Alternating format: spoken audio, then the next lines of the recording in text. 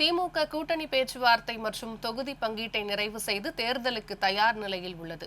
தேசிய ஜனநாயக கூட்டணியில் இன்னும் தொகுதி பங்கீட்டை முடிக்காதது கூட்டணியில் பின்னடைவை ஏற்படுத்துமா என்பது குறித்து செய்தியாளர் சிவராமன் வழங்கும் தகவல்களை பார்க்கலாம். சிவராமன், இது குறித்தான விவரங்கள் என்ன? முழு தகவல்களை பதிவு பண்ணுங்க. வணக்கம் எழில். தற்பொழுது திமுக மற்றும் காங்கிரஸ் இடையான அந்த தொகுதி பங்கீடு பேச்சுவார்த்தை முடிந்து கையொப்பமாகியிருக்கிறது. இன்னும் ஒரு சில கட்சிகளுடன் மட்டுமே அந்த கூட்டணி தொகுதி பங்கீடு பேச்சுவார்த்தையை இறுதி செய்ய வேண்டிய வேலைகள் இருக்கிறது. கம்யூனிஸ்ட் கட்சிகள், விடுதலை சிறுத்தைகள், மக்கள் நீதி மய்யம் உள்ளிட்ட ஒரு சில கட்சிகளுடனான பேச்சுவார்த்தை மட்டுமே இன்னும் இருக்கக்கூடிய சூழலில், ஆனால் இது ஒரு புறம் இருக்க, தேசிய ஜனநாயக கூட்டணியை பொறுத்தவரை தற்பொழுது வரை ஒரு கட்சியுடன் கூட அந்த கூட்டணி தொகுதி ஒப்பீடு பார்த்தோம்னால் முடிவடையவில்லை. பாமகவிற்கு மட்டுமே ஒரு ராஜ்யசபா இடம் ஒதுக்கப்பட்டு அன்புமணி ராமதாஸ் அவர்கள் தற்பொழுது தன்னுடைய வேட்புமனுவை தாக்கல் செய்து போட்டியின்றி தேர்வு செய்யப்பட்டிருக்கிறார். ஆனால் பாமகவிற்கு எத்தனை இடங்கள் ஒதுக்கப்பட இருக்கிறது, பாஜக எத்தனை இடங்களில் போட்டியிட இருக்கிறது என்பதில் ஒரு நீண்ட இழுபறியானது நீடித்துக் கொண்டிருக்கிறது. பாஜக 25 to 30 தொகுதிகள் வரை எதிர்பார்க்கிறார்கள். பாமகவும் வட மாவட்டங்களில் இருக்கக்கூடிய தொகுதிகளில் பெரும்பாலான தொகுதிகளில் போட்டியிட விரும்புகிறார்கள். பாஜகவை பொறுத்தவரை அதிமுக ஸ்ட்ராங்காக இருக்கக்கூடிய அதே இடங்களை கேட்பதனால் தற்பொழுது கூட்டணியில் சிக்கல் எழுந்திருக்கிறது. கோவை மாவட்டத்தில் 10 தொகுதிகளிலுமே அதிமுக போட்டியிட விரும்புகிறது. ஆனால் பாஜகவும் அதே இடங்களில் பார்த்தோமேனால் ஸ்ட்ராங்காக இருப்பதனால் அந்த தொகுதிகளை பாஜகவும் விரும்பி கேட்கிறது. இதுபோன்ற ஒரு சில தொகுதிகளில் அடையாளம் காண்பதில் சிக்கல் எழுந்திருக்கிறது. எப்பொழுது தொகுதி பங்கீட்டு பேச்சுவார்த்தை முடிவடையும் என்ற ஒரு கேள்வியும் எழுந்திருக்கிறது. பிரதான எதிர்க்கட்சிகள் குறிப்பாக முன்கூட்டியே தொகுதி பங்கீட்டு பேச்சுவார்த்தையை நிறைவு செய்யக்கூடிய நிலையில் அதிமுக முன்கூட்டியே கூட்டணியை உறுதி செய்திருந்தாலுமே கூட இன்னும் தொகுதி பங்கீட்டு பேச்சுவார்த்தையை முடிக்காமல் இருப்பது தேசிய ஜனநாயக கூட்டணிக்கு ஒரு பின்னடைவாக பார்க்கப்படுகிறது. விரைவில் தொகுதி பங்கீட்டு பேச்சுவார்த்தையை முடித்து எந்தெந்த தொகுதிகள் என்பதனை அடையாளம் காண வேண்டியிருக்கிறது. ஏற்கனவே மதுரையில் பார்த்தோம்னால் மத்திய அமைச்சர் பியூஷ் கோயல் அவர்கள் வந்திருந்த பொழுது ஒரு ஒருங்கிணைந்த கூட்டணி பேச்சுவார்த்தையானது நடைபெற்றது. அப்பொழுது இந்த தொகுதி பங்கீட்டு பேச்சுவார்த்தை முடிவடையவில்லை, இன்னும் இழுபறியில் தான் நீடித்துக் கொண்டிருக்கிறது. அமமுகவும் இரட்டை இலக்க எண்ணிக்கையிலான இடங்களை எதிர்பார்க்கிறார்கள்.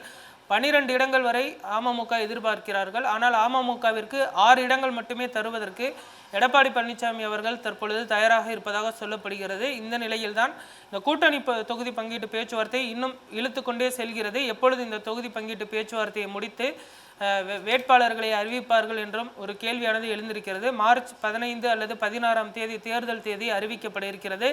இன்னும் ஒரு வார காலம் மட்டுமே இருக்கக்கூடிய சூழலில் 2 கட்சிகளுமே பார்த்தோமேனால் அந்த தொகுதி பங்கீட்டு பேச்சுவார்த்தையை முடிக்காமல் இருக்கிறார்கள். ஆனாலுமே கூட மதசார்பற்ற முற்போக்கு கூட்டணி அதிமுக பாஜக கூட்டணியை விட ஒருபடி முன்னே சென்று கொண்டிருக்கிறார்கள் என்றுதான் சொல்ல வேண்டும்.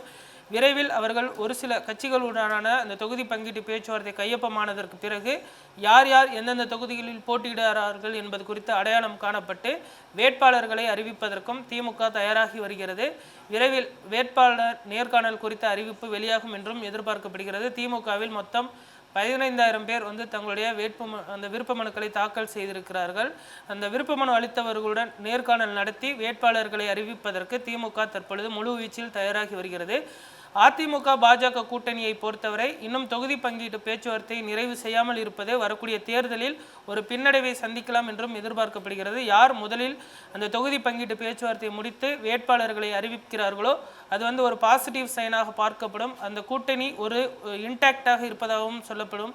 ஆனால் தற்பொழுது வரை அதிமுக பாஜக கூட்டணி முன்னெடுப்பு என்பது சற்று பின்தங்கி இருப்பதாகவே பார்க்கப்படுகிறது. விரைவில் அவர்கள் தொகுதி பங்கீட்டு பேச்சுவார்த்தையை முடிப்பார்களா என்ற ஒரு கேள்வியும் எழுந்திருக்கிறது.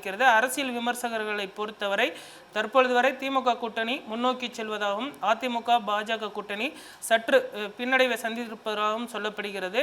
மற்ற 2 கட்சிகள் நாம் தமிழர் மற்றும் தாவேகாவை பொறுத்தவரை அவர்கள் தனி பாதையில் சென்று கொண்டிருக்கிறார்கள். ஆனால் 2 திராவிட கட்சிகள் பிரதான கட்சிகளும் பார்த்தோம்னால் இந்த தொகுதி பங்கீட்டு பேச்சுவார்த்தையை விரைவில் முடித்து அந்த தொகுதி பங்கீடில் யார் யார் போட்டியிட இருக்கிறார்கள் என்பது குறித்த அறிவிப்பை வெளியிட வேண்டும் என்பது தற்பொழுது அவர்களுடைய முழு ஒரு எண்ணமாக இருக்கிறது. இருந்தாலுமே கூட அதிமுக பொதுச் செயலாளர் எடப்பாடி பழனிசாமி அவர்கள் டெல்லி சென்று மத்திய அமைச்சர் அமித்ஷா அவர்களை சந்தித்து விட்டு வந்திருக்கிறார்.